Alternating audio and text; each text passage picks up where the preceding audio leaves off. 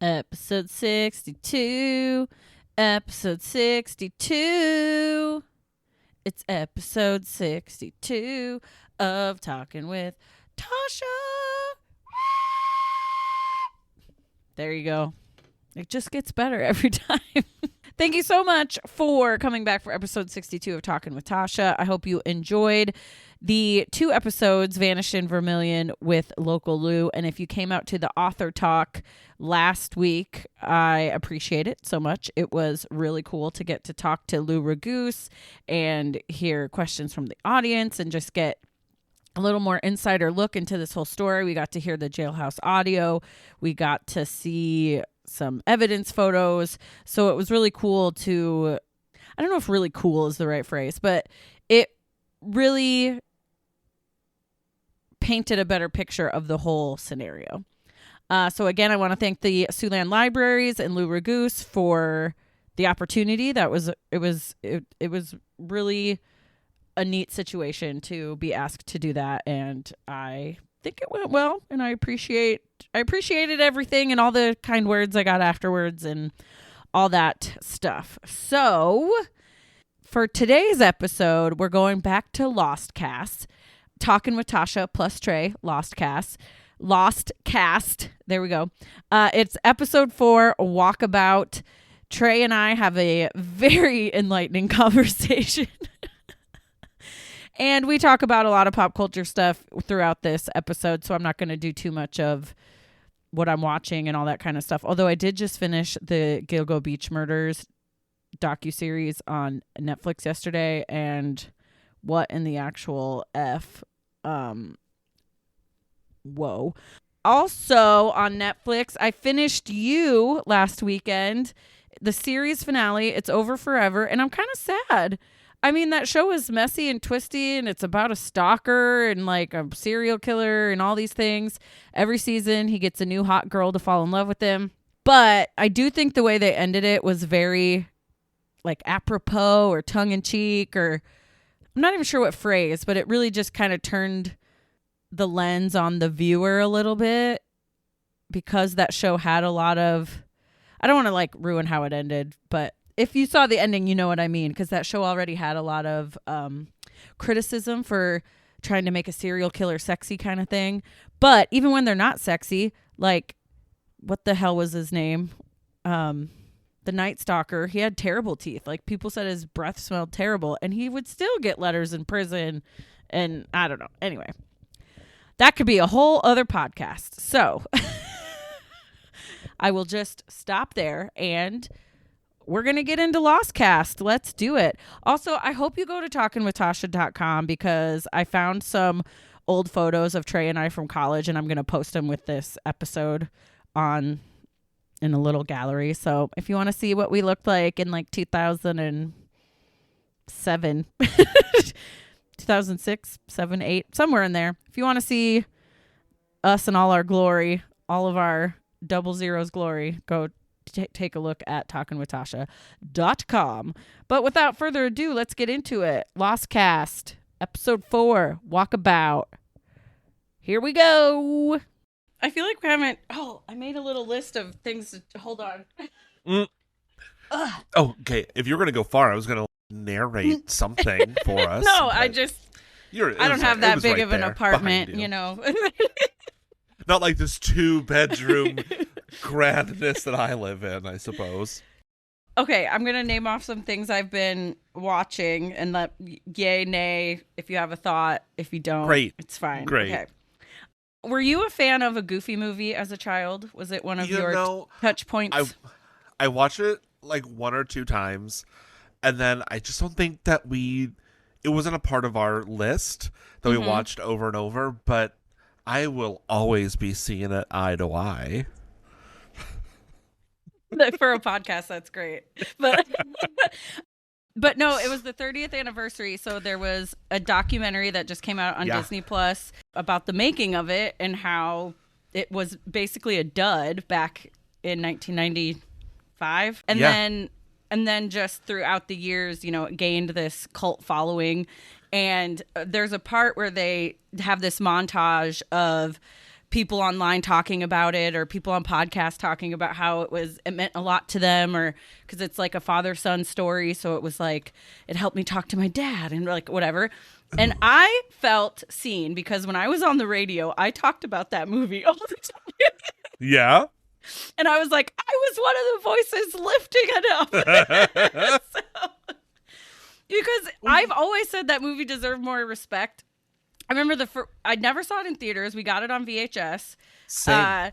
And I remember watching, even the first time watching it, going like, and telling my friends the next day at school or whatever, there's songs in this, but it's like what you hear on the radio. It's not like musical songs. It's because Powerline songs were more like pop hits or R&B hits or whatever. Absolutely. And so I was like, it's a musical, but it's not. It's a cool musical. You know what I mean? Like, and obviously there's still songs in it that are, you know, like On the Open Road and stuff like that is still very much, you know, what we know Disney for a little bit. But I just remember thinking it was super cool. And my brother and I can like basically act out every song. And like, look, a Goofy movie is wonderful. I actually just, on the other podcast that I'm on, the Great Pop Culture Debate, why were we discussing a Goofy movie? I don't even remember. Because it was the 30th anniversary, probably. Yeah, well, yeah, but I don't remember what we were debating. But it was definitely on the list, and I don't think it went very far.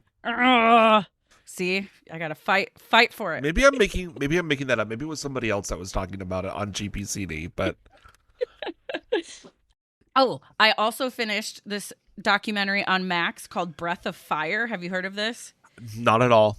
It's about Kundalini yoga, and okay, I've never heard of it either. I love yoga, but like you're a normal yoga person that probably, you know, like goes to yoga and has like a coffee later afterwards or something. You know what I mean? Like, oh yeah, like I'm there doing my shavasanas and I'm just enjoying myself. And then leave. I'm gonna go have a coffee and some pasta. It's my life. Yeah.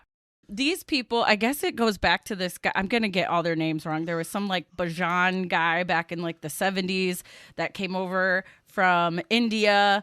And basically just because he was Indian, everybody was like, he must know what he's talking about. So then he became kind of this cult leader and started this. People are dumb. And started this. But it was also back in a time when you can't Google someone. You can't like. Right.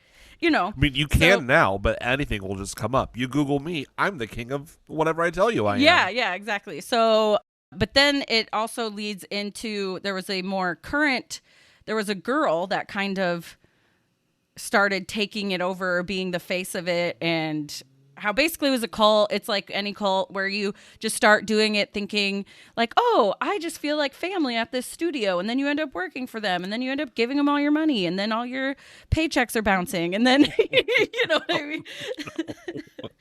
So it was very interesting, especially because I'm not a yoga person at all. See, I'm a Zumba girl. Zumba ladies would never do that to you.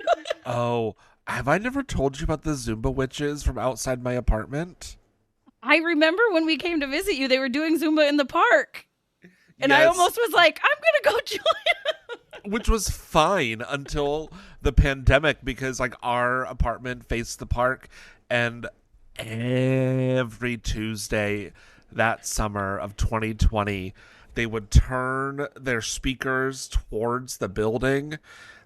Ugh. I have nightmares of that off-brand Senorita just being played over and over. It wasn't Camila Cabello and Shawn Mendes. It was like Bob and Juana singing their bad version of the song. It was so bad. And it was so loud, Natasha. We couldn't do anything. When you're in, you got to go out and get with it. No, because they were trying to steal my soul. They were witches. Burn the witch. Okay, well, that's if you're into culty stuff. That might be.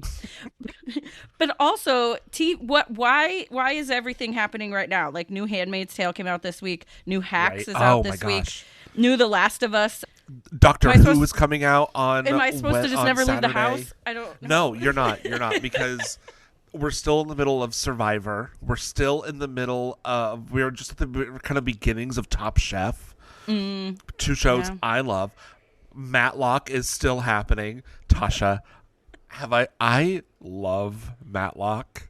I watched the first episode and I didn't hate it, but it didn't like hook me enough. Maybe I needed to give it more. It is absolutely like old lady on CBS television. And not just because it's Kathy Bates, but like this is on CBS, which means your dentures are probably in a cup right now. You're going to go to bed after this. Or maybe you'll watch Elsbeth, which we also love. I do love a procedural, so I'm not gonna shade you on that at all. Do you watch Will Trent at all? That's on ABC. I really like that one. We have too many shows. I know. And just the other day, what was someone telling me? Andor's coming back out this week too. I keep getting asked if I watch like 1923 or 1872 or all of those, and I was like, no, I never really got into Yellowstone. But then I was told you don't really have to watch Yellowstone to like those ones, and I do like love Harrison Ford and Helen Mirren. I love them. And then in the newer-ish one, the 1920s, I think they're the 18 one, right? Yeah. Okay. I don't know. I think they're 1923. But the guy that was in what the hell? The book with Blake Lively turned into a movie. She's fighting with the guy. It ends with us. The guy that was not Justin Baldoni. The guy that was not him. The other one. He's in 1923, and I do like him a lot. Ryan Reynolds? I don't know. I know three names from that entire thing. And it's Ryan, Blake, and you know what really Baldoni. bums me out? Because in my book club, we read It Ends With Us, and then it had a sequel, It Starts With Us, or Begins With Us, or whatever.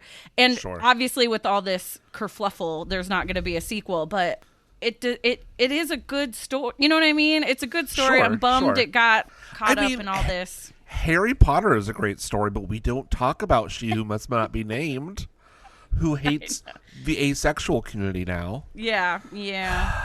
But I think there could possibly still be a sequel, because in the sequel, Blake Lively's character and Justin Baldoni's character aren't together anymore. Like, they don't have to be around each other as much.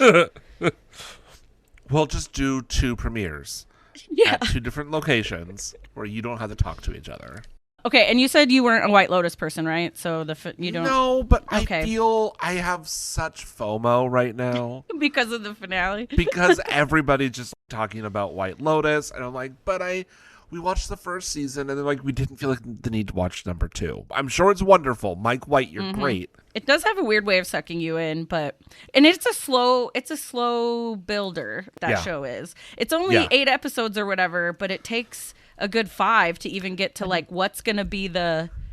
And see, this is why I love Matlock. It's 18 episodes this season. Give me all of the weird stuff, just like Abbott Elementary. Abbott Elementary is so good. Do you watch it?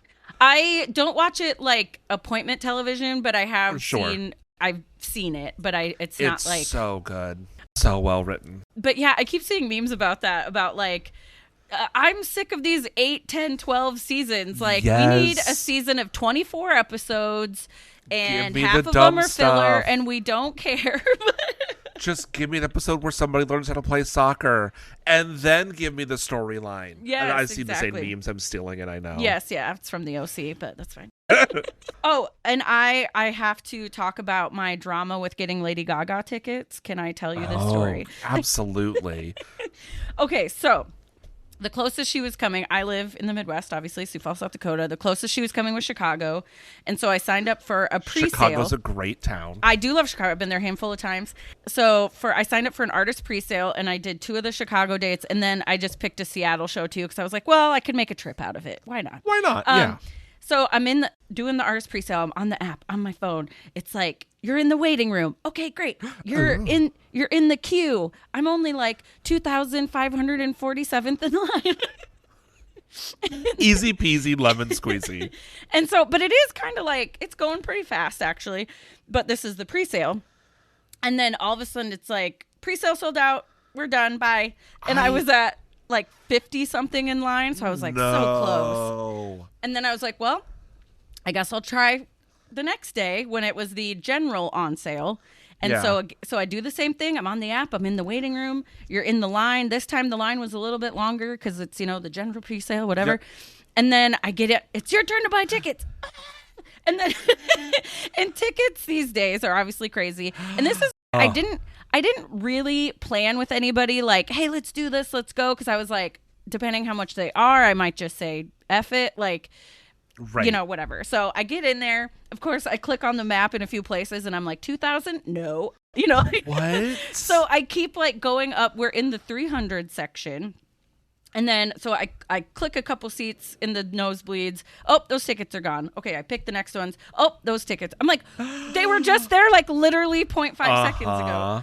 So finally, I get 2 seats, and I'm like, and that's the thing too. Like, part of you just wants to win. That I was like, wait, how much did I just spend? Like, Ooh.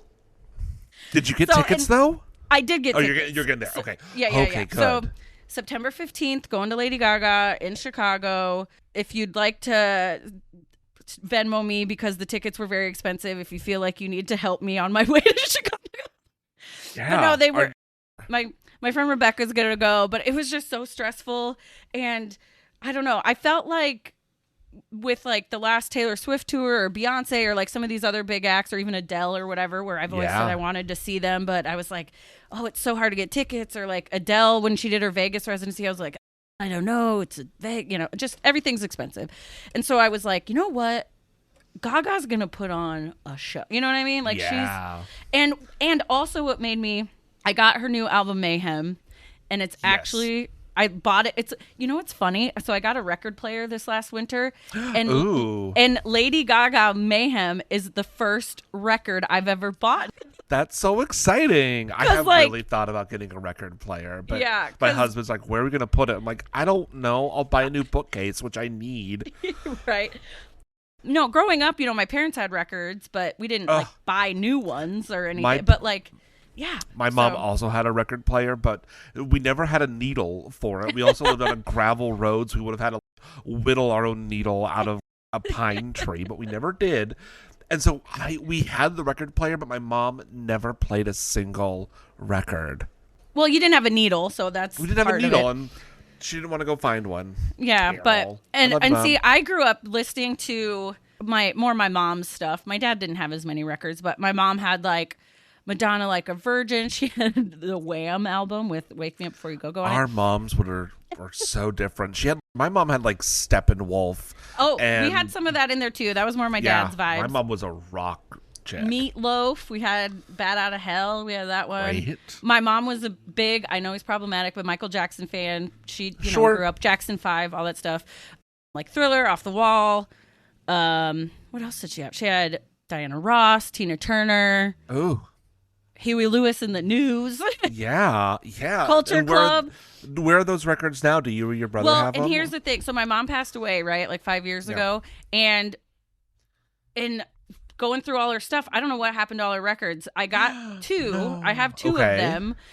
And again, I know it's problematic, but it is part of my childhood, so I'm glad I have these 2. I do have her Michael Jackson Thriller, and then it was a Jackson 5, like, greatest hits kind of compilation thing. And that one actually holds a little more, like, sentimental nostalgia in my heart because the song Got to Be There is on that one, and I love that song. Yeah. And not to get too sappy, but when I first got this record player, I was so excited. I'm like, oh, I'm going to play the 2 records I have, So I went and put on the greatest hits Jackson 5 one, and I was like sorting laundry. And I was like, it's weird just the nostalgia and like memories that you put with things. And like, I had to like stop. Like, I was like, I don't know. It just... I didn't expect it to like hit me that much, that music is one of those things that you see all those videos and you hear stories of people with dementia and you put on like a record from their childhood and they are back and they are their person. I'm just like, I'm going to be that old man like in the nursing home, like with dementia, not speaking to nobody, but you put on some like Garth Brooks or Achy Breaky Heart by Billy Ray Cyrus and like, oh look, Uncle Trey is back. He broke a hip doing the Achy Breaky Heart, but hey, he was happy for a moment. Yeah, so that's fun. So Gaga, and that's part of the reason I was like, okay, Mayhem actually was a great album. It Chromatica, like is. she's back, Yeah. I mean, there for a Joanne while. was a great album though It too. was I it was just a love different Joanne. Yeah, vibe very for her. different vibe. Like she's back to kind of like Mayhem is kind of like Born This Way 2.0 a little bit. It's like the You know, extension of Born This Way. you know how my favorite little meme that has gone around the interwebs recently is just millennials like staring off into space while Kesha's new song plays. Wait, which one? The Yippee-Ki-Yay one? Yes, With the T-Pain? yes, lit up like a bonfire, and they're just like flashbacks to recession pop, and I'm like, you know who else is a horseman of that apocalypse? Lady Gaga in her goth era. Chromatica saved us in 2020. Like that's all that kept me Yes. going was Rain But, on like, Me. you- And But like, you think about during like when we were in college during the first like that financial crisis, oh yeah. we had the Fame and the Fame Monster TikTok just. on the top, Yes, but just like the Fame and dance. the Yeah, we had Your that. love is but- my drug. But then you've also got like the Fame and the Fame Monster by Gaga, Yeah. just like with all of those, like wah, rah, rah, Roma, Roma, ma, Gaga, ooh la la. We're I've in seen- a recession. I saw Kesha live, and it was a great Oh, show. During Take It Off, I lost my mind. Like, I love her. I really do love K $sign Ha. She's Yeah. wonderful. and so I saw her at the Hard Rock in Sioux City.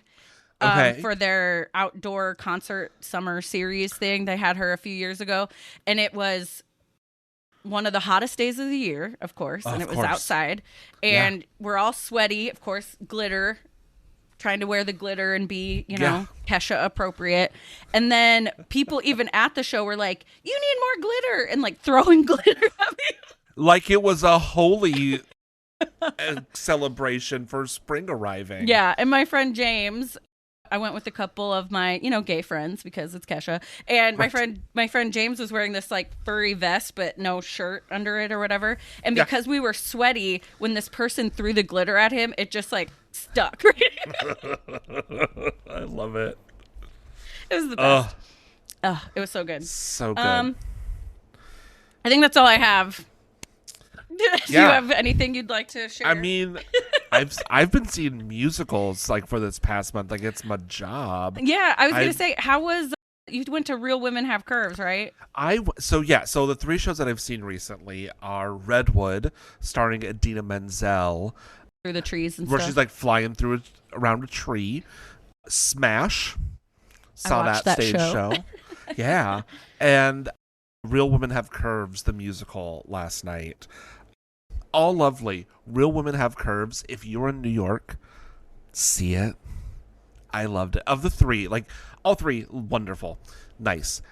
Real Women Have Curves is probably my favorite of the three shows. That I I've remember seen watching so that far. movie back in the day. America Ferrera was in Yeah. the movie. I remember that. We but- were looking at the IMDb last night, and I'm like, oh my god, you know who her mom is? She killed Selena. Not actually, but she's the actress that played the woman that played Yolanda in Selena. Anything for my Salinas. I would do anything for Selena. Gosh. That was Oh, also Selena 30 years ago, Quintanilla. I think. Yeah. know. Oh, that movie might be 40 years old by now. Well, no, 30 in the Selena 90s. passing away Who, was I'm not- 30 years yes. ago. Was So it? that movie's probably like 25 or Yeah. 20 something. Oh. Whew. I did like Heavens. Selena. We do some Selena songs at Zumba. Yeah. I do love Selena. Yeah, and we do Como La Flor, and I pretend I know what I'm singing, but I don't. I mean, I know it's something about a flower. Yeah. And like- Oh, I love that where I Selena. can just, there's a Felicidad part. I'm like, Felicidad. I know that part. So, yeah. So happy for you. Speaking of musicals, I'm going to Six next month. So that'll be fun. 6 is so much fun. I'm excited. I'm excited for it. We saw it for my birthday last year because we won the ticket lottery. Mm. So we got cheap tickets, sat next to some people that got full price tickets. When she found out that we got cheap tickets, ooh, she was mad at us.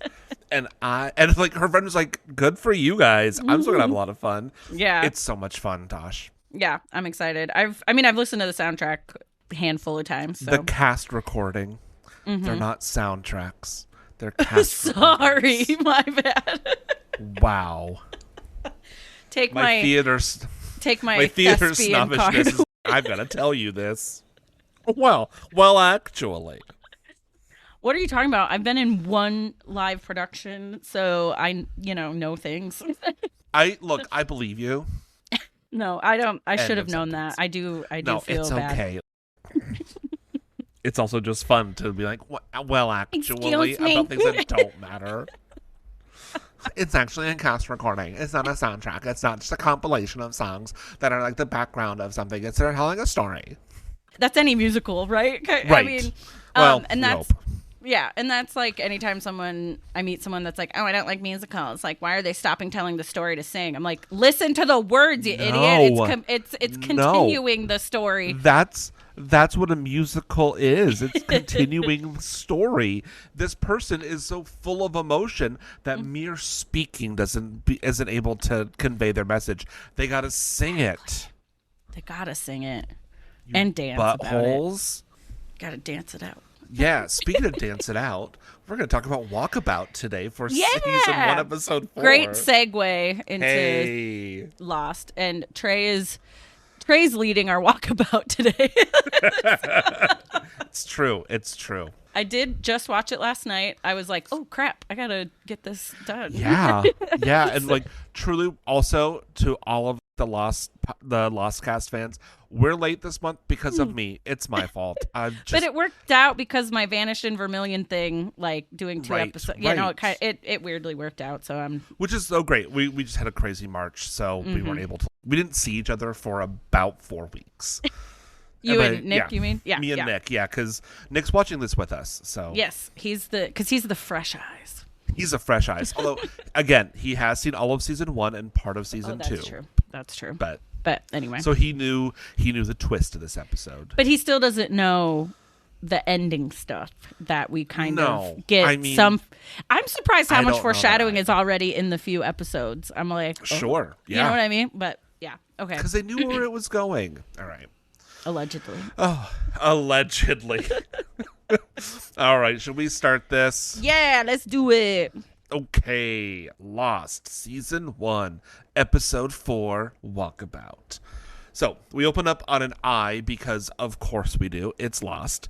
Then we see a foot, and we discover that it's Mr. Locke's eye and foot, and we're back at the plane crash. So it's kind of like a pre-flashback, not like one of our regular ones.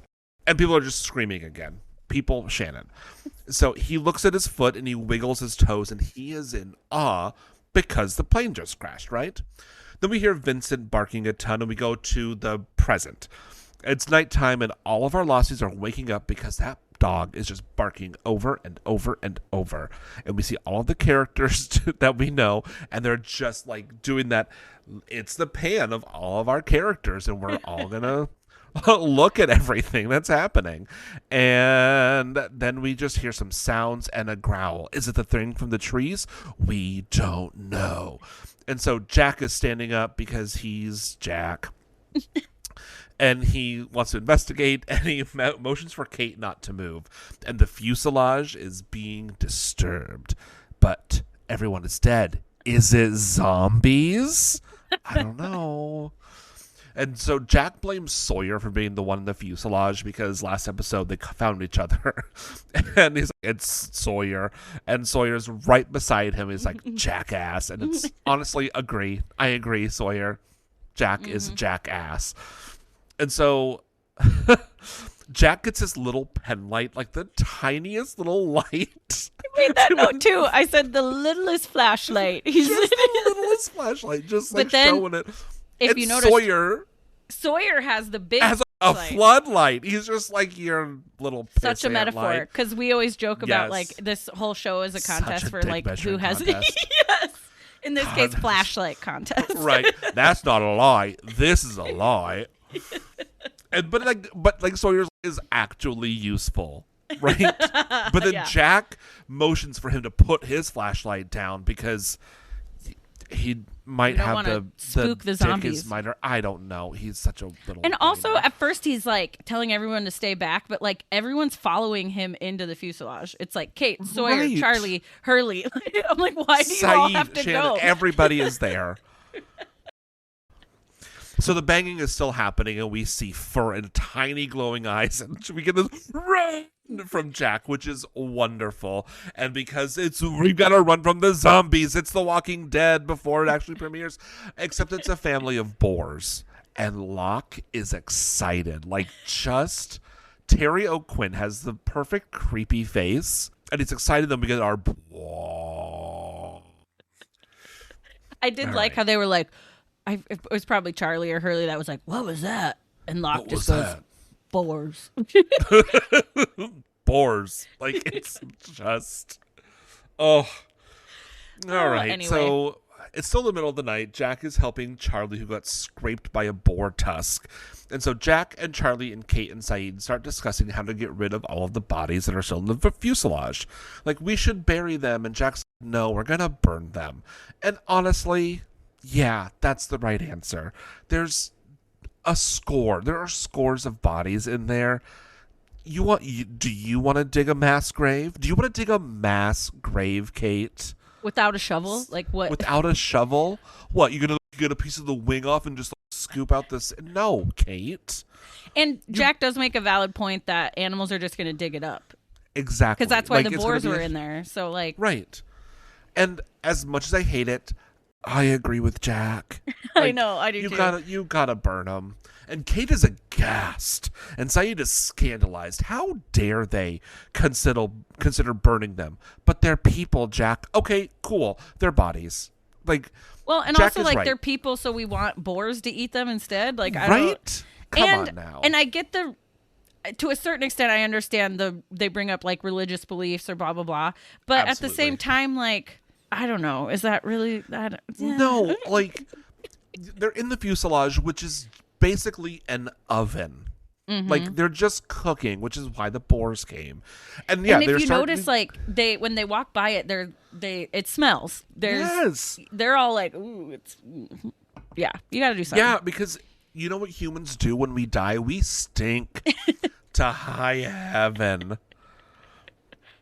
There's that, like, I've never smelled it myself, even though I worked in that hospital, but there is a smell to death, and that is all they are doing, and you don't want to burn. And yes, burning people smells awful, but let's just please get rid of them. Anyways, but so, like, sidebar about that, about the religious concerns, like, they're in a survival situation, and Jack's right. They don't have time for this. You've got to think about how you're going to survive, and it might be just me, but like the soul of the dead people, they will forgive you for burning their bodies instead of allowing them to be roasted and eaten by boars or jungle monsters that knock over trees. Yes, I would like to think that whatever God these people pray to will understand the situation. Right. And if they don't, that's not a God that I want to worship. Yeah. I don't know. I feel like, and I'm also watching Yellow Jackets, which has some we haven't watched. We have so many shows. We keep saying we should watch it, but I know. But that's also survival. They do there's some cannibalism. That part I know. And I don't even necessarily judge people. There's been real life stories of the alive people in the playing whatever. It is survival. Do you think they did that willingly? You think they were just like, we get to eat people? Like, right. No.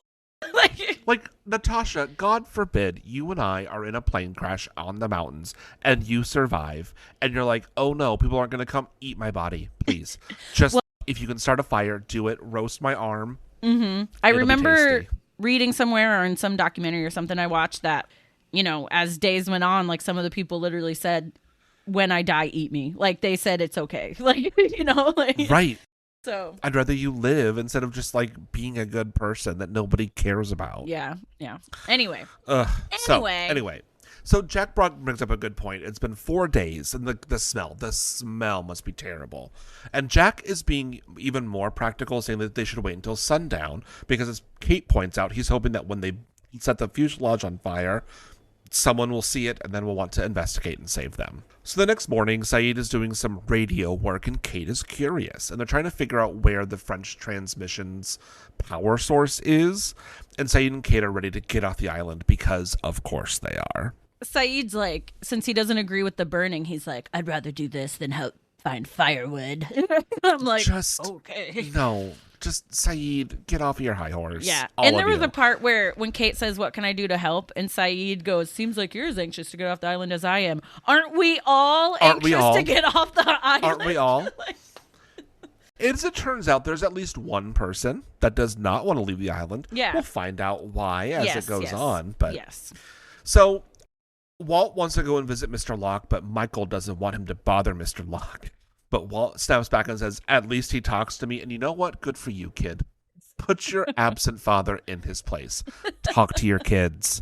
I don't have children, so I don't want to talk to them, but you have to talk to them. So we cut to Sawyer and Hurley fighting because, of course, they are, about something. And then Sawyer calls Hurley pork pie, and Sawyer calls Jack Metro, which I think was short for metrosexual. Yes, which, history lesson, is what we as a culture in the early to mid aughts decided that we should call men who care about their appearances but aren't gay metrosexual, because real men are dirty and don't wipe their butts, I guess. Yeah, like if you were a straight guy that like wore deodorant, you were a metrosexual. Yeah, you tucked in your shirt, metrosexual. You did your hair, metrosexual. Crazy sidebar, because I saw this thread on Reddit when you speak of straight guys that don't wipe their butts or whatever. Did you know that is a weird straight guy cliche thing? I don't know any of those straight guys that don't wipe their butts, but if you are a straight man that doesn't wipe their butt, you know what? I want you to email us. Email Natasha's talkingwithtashapod@gmail.com. Yes. Email us and tell us why. Well, why don't you wipe your butts? From what I read in Reddit, it's because why does it need to be clean if nothing's going in there? Because it fucking itches. And it's just, you stink. I don't understand. You stink. And you're ruining all kinds of underwear. I don't understand. God, and your bed sheets that you don't change. As I was reading through, because I think the beginning question was like, straight guys, what's the craziest thing you've been told would make you gay or make you seem gay? And some of these answers were things one was like eating a popsicle. I've never once saw a guy eating a popsicle and was like, what a homo. Like, that's never been, I don't know, just these things. It's like, who is thinking that? Like, I don't get it. But anyway. The toxic masculinity has just been, not that, I've got to say this now. Not all masculinity is toxic. Masculinity is what you make it, and some of you make it toxic. Exactly. By not wiping your butts or eating popsicles. I actually said to a guy just last week, because I said he had lotion and stuff in his bathroom, and I was like, oh, how metrosexual of you. Oh my God, Natasha, we're going to talk about that. No, but no, I know that there could be I know. But like, when guys have like dry elbows drive me crazy, and a lot of guys are like, I don't use lotion, and I'm like, why? Like, you have crusty elbows. I don't understand. Do you want someone to touch you and be like, ooh, you know what I love? Your elephant hide elbows. But yeah, I jokingly was like, oh, wow, you have ass-scented soap and lotion. What a metrosexual. Dear men and white people in general. Lotion. Mm-hmm. Wipe your butts. Use a washcloth or something and wash your legs. Tangent. Yes, we're getting it. Is. But have you seen those memes, those jokes about people making fun of white people for not washing their legs in the shower? Because it's just like the water just runs out. No, you got to scrub your legs too. Mm-hmm. Someone's like, why don't white people smell like that? Because they don't wash their legs. Wash your legs. Wash your legs. Get a washcloth. And I think for women that choose to shave their legs, it kind of forces you to wash them, because you got to lather something up down there. So straight guys are gross. It's why I'm not. Back to this. So Sawyer and Hurley are fighting because Sawyer has peanuts, and Hurley announces that all of the food is gone, and everyone gets frightened because no food. And Saida's all, folks, there's so much food on this island. Then a knife is thrown and misses Sawyer by a mile, and it's John Locke. He threw the knife and announces, we got to hunt. And Michael doesn't like Locke. And Kate wants to know how we got that massive hunting knife on the plane. And Locke says what we all thought. He checked the knife, Kate. It was in his checked luggage. Mm-hmm. Jack wants to know what they're hunting for because he fully forgot about the night before. It's the boars, Jack. Then Locke goes on a monologue. Go ahead. I also, right here, I wrote, how is Locke's shirt still so white? I know it's only been 4 days, but I still think like sleeping on a beach and stuff, that shirt wouldn't Locke's be so white. Because Locke's not been doing anything. He's just been mesmerized by the miracle that this island has given him. He's just eating orange slices and just making eating orange faces. slices and playing backgammon. Let's gather some wood, Locke. No. I'm going to sit here with Shannon and do nothing. I got my shirt white. White for this next episode. So Locke goes on a monologue about hunting boars and then shows his briefcase of knives that he has with him. And everyone is just unsettled. And they're like, who brings this? Who is this guy? He is a weirdo. You're all weirdos. Come on. Yeah. But we have a flashback now. So we're at Locke's job, and apparently he's a colonel. Oh. And there's a rendezvous coming up. Oh. And then his weasel of a boss, Randy, comes around needing his TPS reports, and it's just a general douche to the colonel? ? Locke isn't a colonel. No. Commercial He's break. just crunching numbers in a cubicle. Yep. Colonel Number Cruncher. So we go back to the island. Jack makes a literary reference, I think, with telling Kate about how she loves going into the heart of darkness whenever there's a mission. And Jack's a little paranoid about Locke, but Kate reveals that she's going on the hunt to actually place the transceiver to triangulate and find the power source. She's like, it's not about the boars for me. I'm a vegetarian. And also, for how long? Right. You can't be picky when there's not much to pick from. Right. There was a part where Jack says to Kate, which still gives me Titanic vibes every time when I say like yes, Jack and every Kate. time. But he says, how come every time there's a hike into darkness you sign up? I'm like, sir, you do too. Like you're always right there. I have to be part of everything. Except in this episode, he all of a sudden is like, why do I have to do everything? I mean, I did notice during this episode that everybody's like, Jack, I need you to do this. Jack, can you go talk to Rose? Jack, can you do a memorial service? Jack, can you wipe my butt because I'm a straight man? Jack, can you do this? Jack, can you do that? Everybody needs Jack all the time. So but I get feel it. Like he kind of set himself up for that in the first couple episodes by like taking charge in certain ways. Right. And even like during, are there zombies in the fuselage? He's like, everybody sit down. Let me get my pen light. He picks and chooses when he wants to be important. Yeah. So Walt wants to go on the hunt, but Michael says no because he's a kid, which is understandable. Yeah. And then Michael awkwardly asks Sun to watch Walt, except she doesn't speak English and he doesn't speak Korean, so he just mimes at her about the different things about watching Walt, and Sun's just like, whatever. Fine. Well, and I wrote Michael leaving Walt with Sun in the most awkward exchange ever, besides when he saw her naked. Right. I've seen the front of you nude, so can you watch my son for me? Yeah. Sure. Okay, so Claire brings a wedding planning book that she found for Steve and Kristen, and she wants to do a memorial service and have Jack lead it. Why? Why do you want Jack to lead it? Because he's the leader? I don't think so, Tim. I wrote that too. I was like, for something like this, why has it got to be him? Like, he's not like an ordained something or like the captain of a ship that's allowed to marry people or whatever. Like, I think it's just one of those things of this episode is really showing about how Jack is the leader and he's a reluctant leader. Yeah.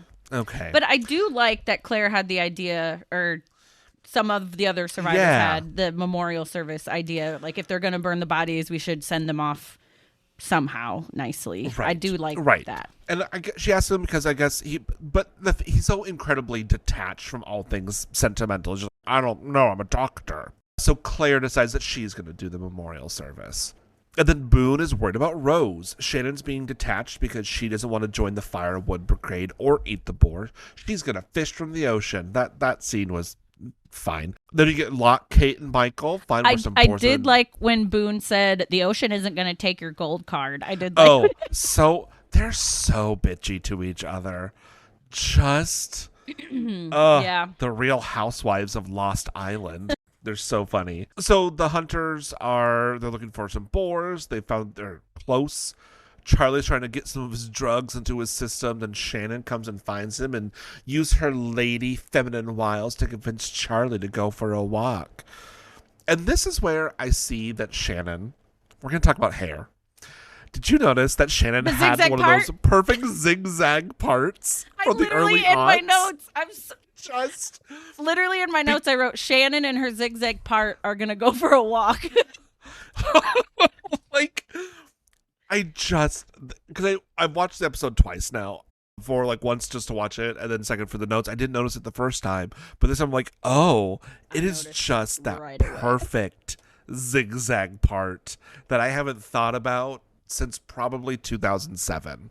I rocked a zigzag part once in a while, and I was just showing someone the other day one of my senior pictures, and I was like, notice the twisties, like, you know, the row like not cornrows because they weren't braided, but like the twisty thing you did with the thing and the thing, and I was like, oh yeah, I thought I was so cool.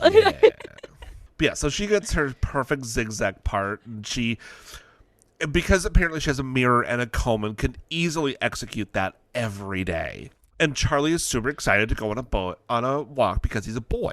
And Shannon wants to know if he can fish, and Charlie exaggerates because men are stupid. Mm-hmm. He just talks about how England is an island, so he's fishing all the time. Sir, no.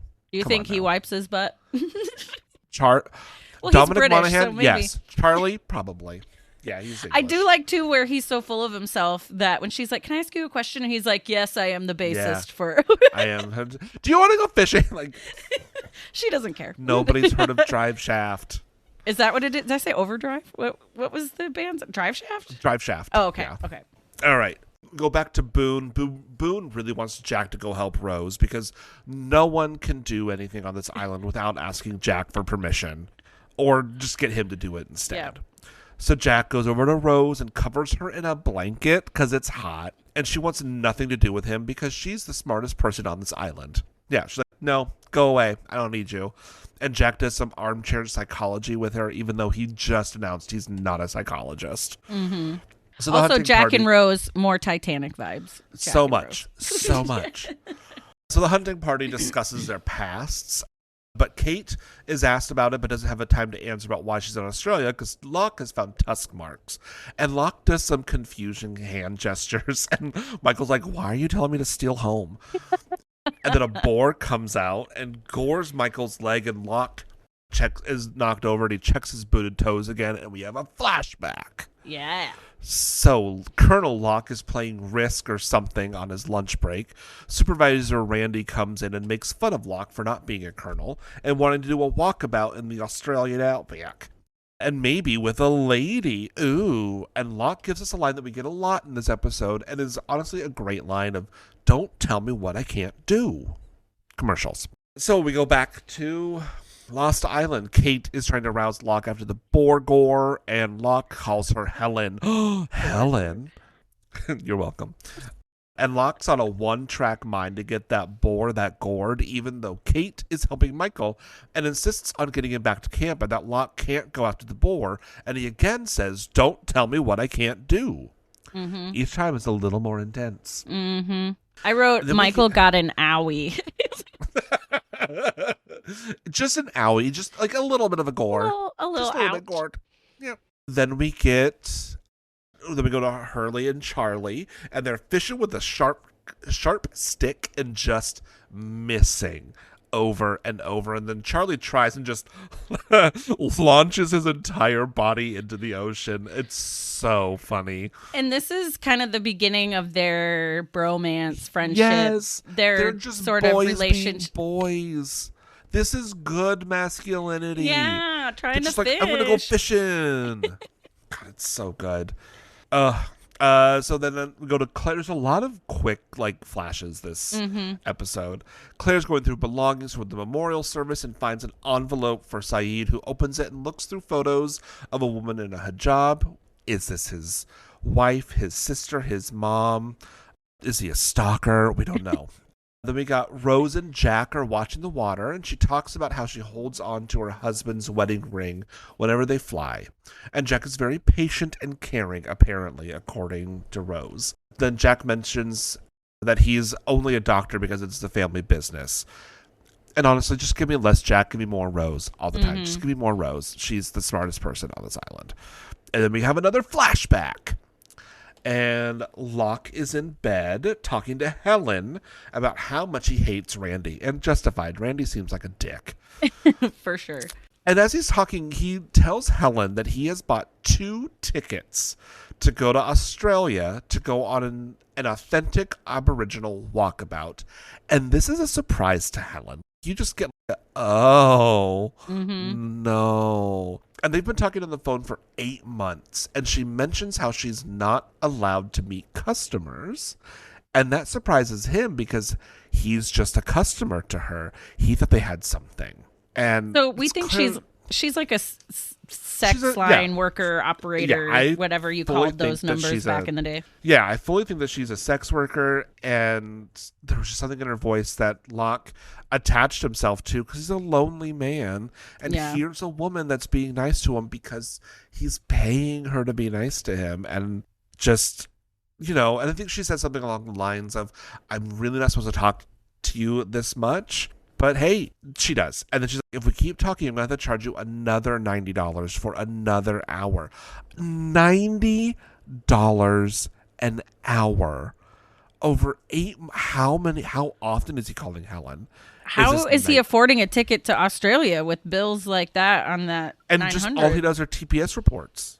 I mean, she does say, your credit card, you can't afford this. Yeah. Real quick, back to when Rose and Jack were talking, he says something to her about you're suffering from post-traumatic shock. And literally I said at the same time she did, just because I talk to the TV sometimes, or aren't we all? And I was like, Rose. All survived a plane crash. Yeah. And I kind of forgot that Jack, when he was sitting next to her, he said, I'll keep you company till your husband comes back. I kind of forgot about that part whole thing. And she's like, you don't have to keep taking care of me. I was like, oh, little did she know he didn't even want to come over here. But no, because Jack wants nothing to do with anybody except for Kate. Yeah. All right. So we are back to the present day. Kate climbs a tree to put up the transmitter thing. Locke is hunting in the tall grass. And now the thing is back and it is coming for everyone.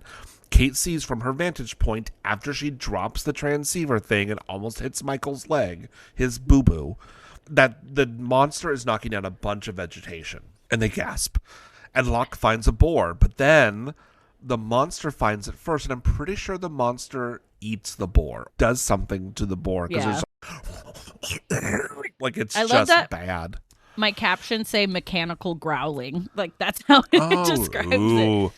That's and also giving away things. I know. I also wrote, I'm surprised Kate can see anything from the tree with all that hair in her face. Take a drink, everyone. Tasha mentioned Kate's bangs. Anyway. But so the monster in the trees finds Locke first, and Locke becomes the first person to see the monster. And the monster is tall. Is it a dinosaur? I think it's a dinosaur. A little T-Rex. The first time, arms. right? Just a little blah. And then we're back to Sawyer handing over some wallets to Claire for the memorial. Sun shows Walt that you can use what looks like aloe to brush your teeth. That image has kept with me forever. I've never Googled it or attempted it. And I'm assuming it's aloe. Maybe it's eucalyptus. I don't even know for sure what it is. Could it be eucalyptus maybe? Or no, eucalyptus are just leaves, and those are toxic to humans, so I hope they? not. Great. Okay. Yeah. I would not survive. Don't eat eucalyptus, kids. Oh, smells good. Tastes like poison. Real quick, speaking of surviving in a different way, are you a Hunger Games person? Did you read the books or that series? Yes. Okay. I haven't read the new one, though. Okay, I'm in the middle of it. Hey, Mitch, where it's happening. I love I hate that I like it because it's such a like we hate the Capitol for wanting to watch them kill each other for entertainment, and yet this book series based on people killing each other for entertainment is entertaining us. It's like we're so meta. Well, and then she's also teaching us so many things It too is. about I mean, not trusting the government or like doing all of this stuff. Yeah. It's moral. I mean, it's obviously about how that's bad, right. but also it reminds, because Pan Am in the Hunger Games, you know, is about the U.S. after a crazy sort of civil war and how now it's in districts and all this stuff. And then when I was watching the couple new episodes of Handmaid's Tale, same kind of vibe with Gilead, where it is America but not, and we move. And part of me is like, do we really need a new season of Handmaid's Tale right now? Aren't we? It's too close. There's a comic book series that I read called Undiscovered Country that's also kind of America literally puts up walls and closes itself off to the entire world. And I'm like, we are getting close. But except they love science in that one. That's not going to be this country. Science. Can you tell where I am on the spectrum, folks? Why would you believe scientific fact? That seems crazy. All right. All right. Back to the Lost. beach. I could go on for days. So Kate and Michael come back to camp, and Walt is impressed that Michael was attacked by a boar and survived. And then everyone realizes there's no boar and no Locke. Bum, bum, bum. Charlie brings up a fish to show to Shannon, and like that fish, they bought that at the market. There is no stab wound on that fish at all. Mm-hmm. Well, she and Boone are fighting, and Charlie realizes he was just used by Shannon to prove a point about how she can survive by using other people. Yeah. In a weird way, she did prove, like, I did get a fish. Yeah, hey. I love when they were running or going away, like, arguing. She goes, why don't you just rescue a baby bird or something? Yes. It's so silly. Oh. I love them and hate them at the same time. Yeah. So then we go to Jack and Rose. He tells her about the memorial service that's coming up and suggests that maybe Rose should say something about her husband Bernard. And she's like, dude, what? No, he's alive. And everybody's like, Bert? No, he did. But she is steadfast about how he's alive, along with the rest of the folks in the tail section, because Jack says, everybody in the tail died. She's like, I bet they're saying the same thing about us. It's a valid statement. Yeah. I mean, we don't on exactly both of their know parts, what happened. Honestly. Yeah. Right. Because we don't see the tail anywhere. Mm-hmm. Then Jack sees an old man in a black suit far away in some trees, and he is startled, and we are confused. I remember watching this the first time, just like, who is that man? And why is he in a black suit? And why have we never seen him? Mm-hmm. But we're not going to find out for a moment. Kate shows Saeed the broken thing he built, and he is upset because it took forever to build and because he doesn't have the right tools. And sure, I understand the frustration, but Kate's just, try again. And Saeed's, okay. Well, they got nothing but time to fix it. I True. mean, what else are you going to do? You need to have a project, something to look forward to. Yeah. So then Kate tells Jack that Locke probably didn't make it because she saw whatever the monster is, at least the path of the monster, go towards him, and that there's no way that he could have survived. So Jack talks about the memorial service, and Kate starts talking about all the secrets that they're keeping. But then Jack sees the man in the black suit again and chases after him, only he doesn't find the man in the black suit. He finds Locke, alive and dragging a dead boar. Commercial. Take that, suckers. Yeah. Don't tell him what he can't do. Yeah, don't know. So then Claire leads the best memorial service that she could for strangers, and it's very cute. She's like, this is Trey Radu Blackburn. He was going to New York. I guess he had a connecting flight and was an organ donor, or he would have been very funny. Very funny. Like, not supposed to be funny, but kind of funny. But she did the best she could. It was yes. Very sweet. And Charlie's not at the service. He's just doing drugs. Then he shows Which he's up. running low. He's running very low. He's running low. And Jack's not there because memorial services are not his style, I guess. And then Michael and Locke have a moment of trust between them, and Michael asks Locke about the monster if he saw it, and Locke says no. And you get the feeling, ooh, he's a liar. And then we have a flashback. And Locke's in Australia having a dick measuring contest about who knows more about Aboriginal walkabouts with a man from Australia who is not Aboriginal. Mm-mm. And then the man is telling Locke that he can't go on the walkabout because of Locke's lie of omission, and that the company's insurance company doesn't want a man in his condition on the walkabout. And that's when we get the reveal that Locke is in a wheelchair. He can't use his legs. That's why all of the flashback scenes are of him sitting down in a chair or on his bed. And Locke shouts, "Don't tell me what I can't do," several times over and over while the walkabout bus pulls away with young people in all of their best clothes from the early aughts with their spiky hair and their Oakleys.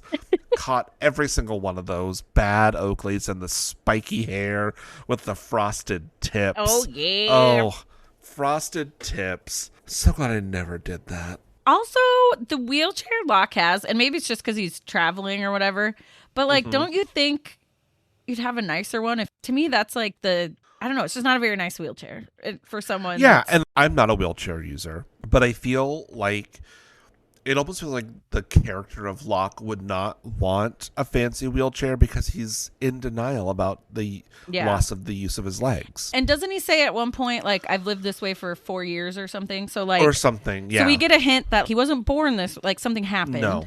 Yeah. So, yeah. Yeah, something happened. I know how to, like, sure, you could, that wheelchair is not like an off-roading wheelchair. Right. That's what I meant. Like, if he was going to do, I don't know, but yeah. Yeah, no, he was not prepared for it. And he does earlier talk about the guy with no legs that went up Mount Everest. Yeah. So, like, people with differently capable people do extraordinary things all the time. Yeah. Definitely. But I just think, kind of like the guide was saying, if we had known ahead of time, we could make certain accommodations, or we could probably could have worked it out. We can't get you on the bus. Like, yeah. I'm gonna have to carry you up this bus. We have to fold your chair and put it somewhere on the bus that I was not expecting. And it's not a good wheelchair. It's just like your standard issue nursing home or hospital wheelchair. Yeah. But you need to have one with like bigger wheels. Have you seen the images of like beach wheelchairs? Yeah. For people like wheelchairs users to be able to go out into the beach so that way they can still have fun too. Like they're giant tires so they don't just like sink. Right.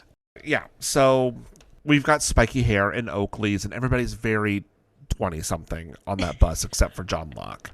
And we see again the flashback of Locke wiggling his toes on the beach after they crash, and we start to understand why he's been kind of distant. He's having some sort of spiritual experience because, by golly, he can stand and walk and run again. What is this island? And then as the fire burns the fuselage behind the memorial service, so does his wheelchair. And he has the best sly smirk kind of look. Yeah. And then, like, it's just like the flames rise in front of his face. And then we have credits. Lost. What? I wrote, when we get the flashback of him getting up again after the crash. Yeah. I wrote, he can't believe what is happening on many levels. Because, yes, part of you is like, a plane just crashed. And then you're like, wait, I can feel my legs. Wait, I can get up. Wait, people are dying. Wait, what? Like, he's kind of happy, but also like, what is going on? Like, I can't even imagine trying to process all of that in that moment. You know what I mean? Like, that's a lot. Yeah. Because he had been so long without using his use of his legs that, of course, all he's going to think about is, well, this is weird. Yeah. All right. So, what questions did you have here at the end? Gosh, I've got to pull up my spreadsheet. Did Nick have any? Well, you said he knew the thing. Yeah, he knew the twist of it. So this episode, I feel like there weren't a ton of new questions almost, other than what is this island with healing properties apparently, and are there other people that have been healed in some way? I wrote my questions: how did Locke end up in the wheelchair, and then also how did he get cured? You know, kind of like what happened. How does Rose know Bernard is alive? She says it so matter-of-factly that, and part of you'd be just like, oh, she's in denial or something, you know, but like, yeah, it's like she can feel it, you know.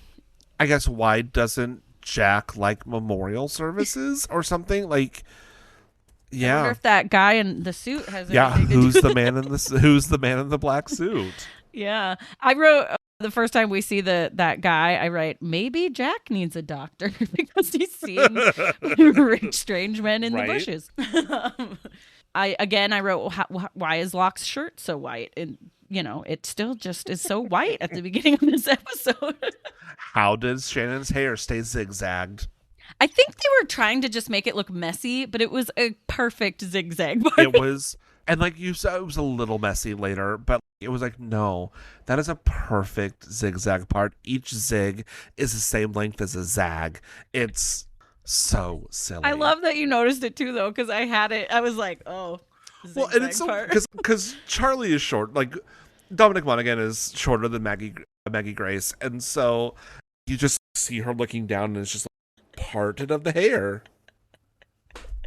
It really Take is. that, Gen. Hey, Gen Z. I need you to rediscover the zigzag part and read us for it. Because, honestly. A couple months ago, when it was still more wintry, I remember I was walking downtown after a show got out at our pavilion place here.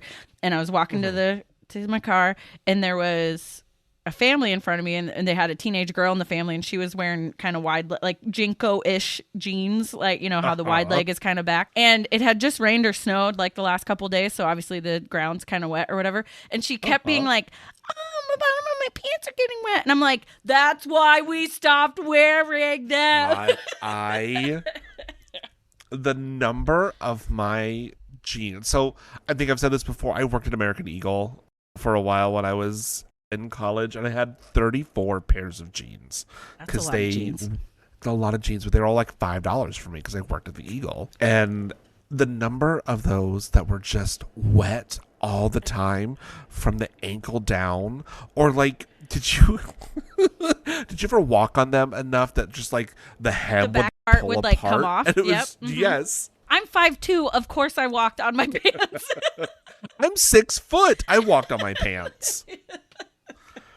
And they were all low rise. Oh, low rise. Please keep the mid rise. I think the Gen Z and what is the new Alpha or whatever, they're taking the high rise a little too high. Like they're in mom jeans territory a little bit, but mid rise. Just let's keep it it mid. Yeah. Nothing up to our belly buttons, but also nothing for whale tails. Yes. My our God, butt cracks whale don't tails. need to be I feel hanging out. awful saying that. Yeah, it was a time. Yeah. What a time to be alive. Look, do I miss being in my teens and 20s? Sometimes. Do I miss the fashions? Sometimes. Do I want to have wet jeans ever again? No. But it's been rainy here. Yeah, I will say just a little bit of the bottoms of my pants will get wet. I'm like, no, I can't go back to college. And being in a place where it snows, you would also, if there was the salt down for snow and ice, you'd get that little white ring around the bottom too from the salt. I will say though, even when skinny leg jeans, as a shorter, thicker gal, I didn't think the silhouette of a skinny jean was really like conducive to me, but I did embrace it a little bit, at least for a while, and I still do it. But like the cuffing was okay. So again, being short, I was like, oh, I have an excuse to cuff my pants. That's great. Yeah. But like that whole time, I would always have at least one or two pairs of pants that were still a flare or a boot cut or something, because I just like the way certain shoes look with that like jean over it. Absolutely. And like even now, and I am 6 foot tall, and I am full bodied.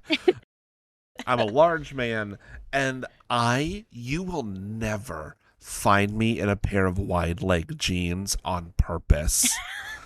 Bless my husband and bless other people. Sometimes I'll get like pants as it's your birthday, here's your pair of pants or something, which thank you. I always need more clothes. But he bought me wide legs a couple times. What are you doing? Why are these pants so big? It's like, well, you've got thick thighs. I'm like, I know, but I need people to see them to know that I save lives. Like, give me a pair of straight leg jeans. I enjoy like a straight leg. I don't need skinnies anymore. But yeah, I love a pair of straight leg jeans or boot cut maybe. Yeah. But yeah, just a nice pair of straight. I'm very proud of my legs. I'm gonna show them off. See, and I I feel like, and again, maybe it's just because I'm shorter or whatever, and I too have thick thighs that save lives. But I always feel like for jeans, obviously, it's not as big of a deal because you don't see my knees, and I'll still wear dresses Yeah. and stuff that show my knees. But I just feel like I have elephant knees. Like I like my calves and my Well, we ankles. talked about But elephant like, skin. Get some lotion. no, not like the No, I dry part know. of it. Just Yeah. like I don't know. And even after I lost weight, I was like, why is it still there? I want my knees to lose weight. Is that? Got it. But no, it's one of those things too where like we're all our own worst critic and blah blah blah. Yep. And Yep. but I still try to like I'll still wear shorts and skirts and stuff in public. It's not like I'm that ashamed of it. But In the summer, you won't find me in a pair of shorts longer than 7 inches. Like in 7 inches, like these are my professional shorts when I have to work outside. But usually it's a 5 inch inseam. I can't wait till it's warm enough to. I have so many dresses. I never used to be a dress person, but like it's better than shorts. It's so airy and breezy. Right? I keep telling myself that I'm gonna buy like a skirt or a kilt. I just never do. Yeah. And then I like somebody like, you've got to wear something underneath. I'm like, y'all, I have thighs. You have seen my body. I understand that I'm gonna need something underneath, or like the Gold Ease friction Yeah. defense. Yeah. Yeah. There's some chafing that might happen there. Hold on. Well, and I just like dresses, and especially in the Midwest where people just wear like sweatpants and jeans to weddings and funerals and stuff. That like if you wear a dress anywhere, you're automatically like, ooh, she dressed up. You know, like it's but I always tell people they're like, oh, you look so nice. I'm like, you realize this is like a nightgown, no pants. You know what I mean? I don't think they understand. Oh, you caught me off guard. That was a true chuckle. Good job. Like But this is yeah, less. like it's less it's work just one than piece of fabric. Yes, I'm like, y'all. I didn't try very hard, really. I didn't. No. Oh, But sweatpants and jeans to a wedding and a funeral. you know it Oof. happens. You know it. Oh, people wore jeans to my wedding, and I was like, I'm not gonna force you to get dressed up. It was like, look nice, please. I remember my dad, bless his heart, he wore jeans to my wedding, and he was so upset because he brought a pair of pants that he didn't try on. Treya brought the wrong pair of pants. I had to wear jeans. I'm like, all right, cool. You just in all of my pictures in your jeans now. And then I like my At least wedding. he Like, said sorry, I guess. yeah, and then one of my groomsfolk, he got a haircut, and it is, bless his heart, he said it too. This is a bad haircut. I went, no, it's fine. So But no, high-pitched. it was such a bad haircut, and I love him. And then my brother-in-law, everyone's supposed to wear a vest. He's like, I thought it was just you guys don't have a vest. I'm like, we are an island of misfit toys up here, and that is fine. I was just gonna say I was kind of surprised. Like I'm not married, but at my brother's wedding, my dad got a tux along with my brothers, but I suppose it just depends how you do it or whatever. But I mean, we weren't tuxed. Like, I did not want a Yeah. tuxedo. yeah, I hear that. I always said if and when I got married, you know how like traditionally it would be all girls on my side, all guys over there. But I'm like, no, like I want my brother on my side, and I want No, you know what I think mean? we Like that's dumb. I had 2 men and 2 women, and Mhm. Nick had 3 women and 1 man, and Yeah, then our yeah. officiant was a woman Right. who wore a fabulous red jumpsuit. Ugh, she looked so good. You didn't feel like she pulled focus? You weren't upset? No, she asked for permission. I'm like, yeah, sure, fine, great, wear it. You're the star of the show. She's like, well, it's you guys. I'm like, true, it is me and Nick. We are the star of the show, but you are the MC. You got to keep us all entertained, and she did. Cool. Apparently, That's good. my wedding was 45 minutes long, and that was a very long ceremony. Apparently, I'm like, were Yeah, you entertained? I feel like that's about normal for like even for a like non-Catholic wedding. If it's anything but Catholic, it's usually like half hour, 45 minutes. But Right. This isn't Trey's wedding podcast. This is Lostcast. I've been to a Catholic wedding though, and I will say at least that priest made it a little more entertaining because he did kind of explain stuff, or like he didn't just do it and make it boring. Like he did Right. sort of incorporate a little bit as I burp, but But, So good. it wasn't so bad. It wasn't so bad. Yeah. I try So, to be this was open-minded to all faiths, All even though faiths, even they the might Catholic not, one. even though they might not want you burned in a fuselage.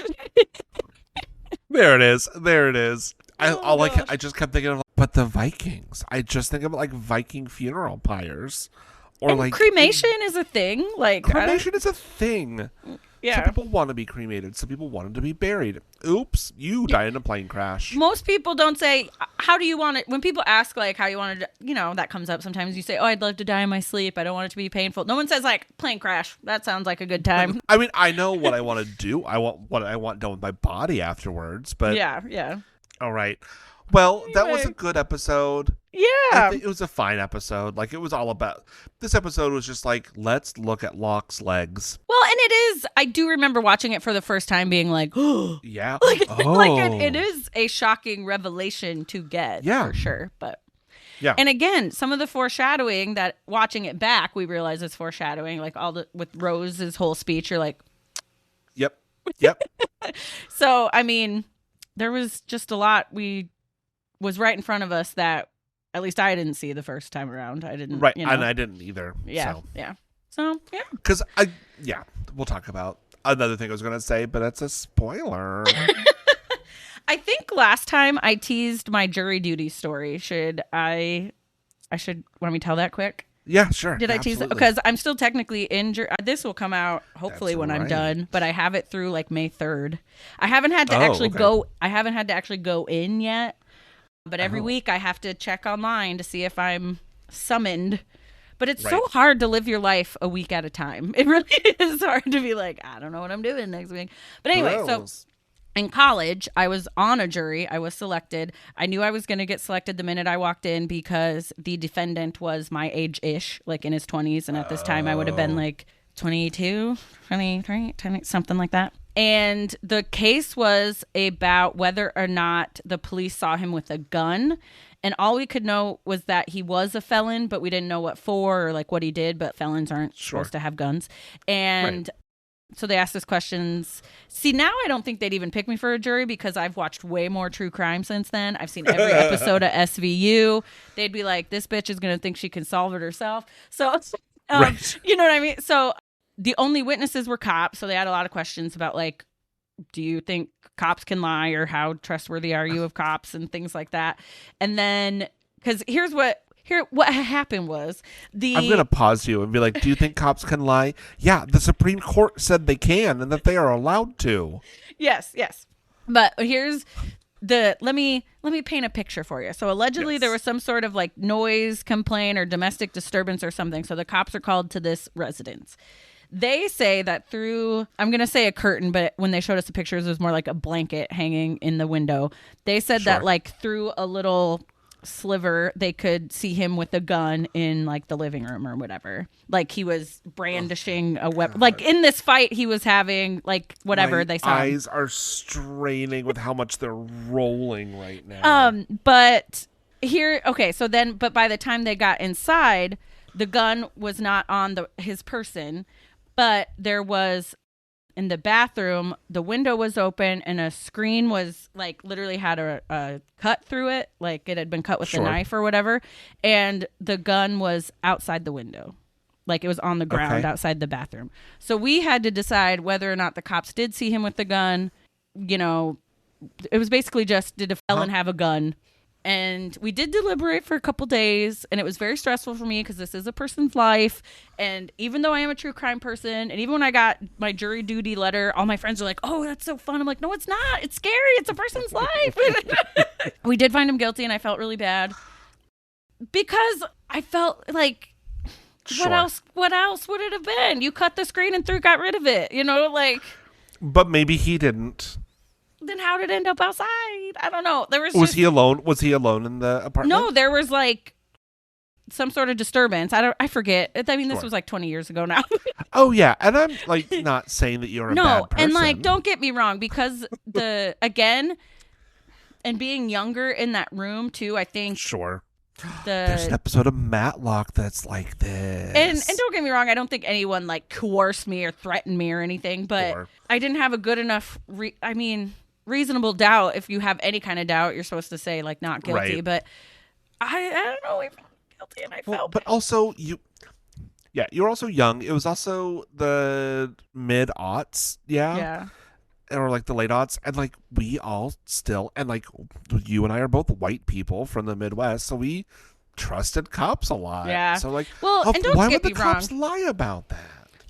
Yeah, I mean, the one cop that got up there on the witness stand, he was real douchey. The other ones all just seemed like, like normal dudes. And this guy got up there. I was like, ugh, you're annoying even from here. Well, and then after he came in and they read the verdict, and I just felt like shit. Like part of me, I couldn't look at him. And then I was like, if you feel good about this, you should be able to look at. I couldn't. I don't know. I felt bad.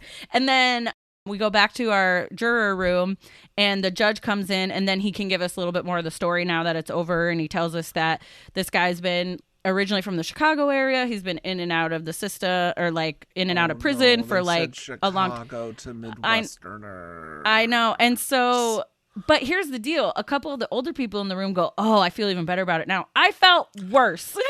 Like, I felt like this kid just needed a chance. If he had been born where I was born and I was born where he was born, just, the whole like opportunity, and I don't know. Again, I'm projecting all of this. I don't actually know this man. It's just like the things that I was, but I still felt bad. I didn't feel better about it. But then on my drive home, I'm driving back to campus, I get a flat tire, and I immediately am like, his people are coming for me. Because unlike in the movies, they used our they used our full names. They didn't say like juror number 7. They were like Natasha. Last name. I don't use my last name on the podcast, but right. Oh yeah, you can also bleep mine out. Although I'm sure it's linked everywhere, but I know. I literally had a moment where I was like, "Oh no, they're coming to get the jurors one by one or something." Turns out I just like drove over a nail, but it was really scary for a second. Oh my gosh. It's like the first time I smoked marijuana and then drove back to campus. But yeah, that's my jury duty story. And that's why I don't want to be on a jury again, because it was very stressful for me. But it was scary. And that was the first time I had ever held a gun. The gun was in evidence or whatever. So we got to, like, they brought it back to the jury room. And shocking, I know I live in the Midwest, but we were not a hunting family. No. We were not a... That's like, we're not gun people. But why were you all handling the gun? That's weird. Well, we weren't handling it, but like we could look at it. It was all the evidence was brought in, and you could like look at it, touch it, read it, the papers and stuff too, because there were like little maps drawn up of like how the apartment was and whatever. Sure, bop it, like, twist it. Yeah, it had like a wire thing through it, so obviously it wasn't. You couldn't shoot it or anything, but it literally like was getting passed around, and I picked it up. Like, what do I have a little noisemaker here. Like I held it like this. I was like, here you go. I like didn't want to touch it. It felt weird, but I did learn that a lot of times with guns, they won't have fingerprints on them, because the minute they find a gun, to disarm it, they have to touch it and do stuff. Yep. So like, that's in movies and TV show, there's like, oh, there was a print on the gun. That's actually very rare, because they have to touch it and do things to disarm it. So, well, okay then. Allegedly. You ruined. And that's my jury duty story. And I'm sure all these people were waiting months and months to hear that. We're gonna get phone calls from people about, I love your jury duty story, and this is why I don't wipe my butt. Oh gosh, I'm like sweating. Telling that story made me like nervous, flop sweat all over again. You deserve a popsicle. Yes. Because you're not a straight man. Oh, and using straws. Apparently using a straw is very gay. I know. I love straws because I have sensitive teeth. God, the rules, this podcast is so long. The rules around masculinity are exhausting. Are dumb. They're there's rules for femininity. I know. Femininity too. I can't even say it. But yeah, I always say I'm not high maintenance as far as females go. Like, I don't have to wear makeup or whatever. I can wear sweatpants to run an errand. But also, I'm high maintenance in the fact that I don't like camping in any way, shape, or form. I want to have plumbing. I want to have air conditioning.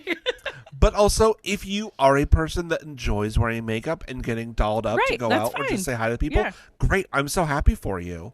Mm-hmm. That is your choice. And that is what feminism is. Preach. And I am a reverend, so I can. If you want to get married and have babies, great. If you don't, great. If you want to stay at home with your kids, great. If you don't, great. It's all the things. I support you. Yeah. I support women's rights and their wrongs. If you want to breastfeed or if you don't, as long, it's fine. Do whatever. Yeah. If you want to vaccinate, great. If you don't want to vaccinate, you should vaccinate. Are you watching The Pit? No, Natasha, there are too many things. It's on my list of things to watch, but we have too many things. I want to watch The Pit so much. I still have to get through The Americans. I'm watching The Americans very slowly because it was my embroidery show, but then they started doing a lot of Russian. I'm like, now I gotta read. Just real quick, I haven't watched The Pit. The reason the vaccine thing made me think of The Pit was because the right now, or at least last week's episode, the measles cases were coming in or came in, but. Oh, we got to end this podcast before I get on another soapbox about the measles in Texas and Oklahoma and New Mexico. All right. We don't want Trey to hurt himself getting up on that soapbox. Oh, no, we can. It's just we're already at an hour and a half. And I know. But anyway, watch The Pit. I watch too much TV. Well, I'm not even going to say I watch too much TV. I watch the appropriate amount of TV for myself. You know what else I hate is when people say, oh, I don't watch TV, like they're such a superior being. Okay, you're missing out on a lot of culture. I know. I was like, there's a lot of good stuff out there. There's so much good stuff. And there's a lot of bullshit, too. Yeah. And which I love a Jersey Shore moment. I don't care. Good. What? Good what for about you. It? What are you going to do about it? I'm going to sit and watch my shows. And I'm going to applaud you watching yours. Yeah. Everyone just live your life. As long as you're not hurting someone else. Live your life. Whoa. I'm sure Kesha has a song about that. I'm sure, because I pull up her discography. That'll be next time on Lostcast. We're not going to talk about season 1, episode 5, White Rabbit. We're just going to go through Kesha's first album. Oh gosh, we love her. All right, I do love her, but okay. Yeah, she's wonderful. All right. Okay, bye. Okay, bye. Don't get in a plane crash. Yikes. Ooh. Once again, thank you so much for listening to this episode of Talking with Tasha plus Trey Lostcast. I hope you enjoyed our take on Walkabout as well as many other things. Also, Kesha, if you're listening to this, please don't sue us for very poorly singing your songs. We don't have rights to that music. I claim no rights to that music. Anyway, I hope you enjoyed that episode, and I hope you check out talkingwithtasha.com to see us as little babies. Little babies. Not totally babies, like early 20s. But thank you so much for listening. I hope you enjoyed that episode. And you can listen to Talking with Tasha on Apple, Spotify, Pandora, Amazon, and at talkingwithtasha.com. Please make sure you rate, review, subscribe, comment, like, share, do all those things that helps a sister out. You can go to all of my socials, Instagram, Facebook, TikTok. It's all linked on talkingwithtasha.com. Give me a follow, validate me with your likes. Also, you can email me, talkingwithtashapod@gmail.com. And speaking of my socials, one of my favorite podcasts, My Favorite Murder, What Up, Karen and Georgia, they actually shouted me out on one of their last episodes and tagged me on their Instagram and what is even happening? They know who I am, kind of, sort of. So that was really cool. Anyway, that was a weird tangent. I just had to bring it up. I forget where I was. I'm on Cameo and Fiverr, all the things. Like I said, talkingwithtasha.com. It's all there. Just go there. I actually paid for a domain name and everything. So if you could just go there and make it worth it, that'd be great. I think the only thing left to do is, say it with me, be safe, make good choices, wash your hands, just try to be a good person. Try to stay hydrated. And peace out, Brussels sprout. Wait, did I say wash your hands? I've only been doing this for years. You'd think I'd remember. Be safe, make good choices, wash your hands. Just try to be a good person. Stay hydrated. And peace out, Brussels sprout. There we go. Bye.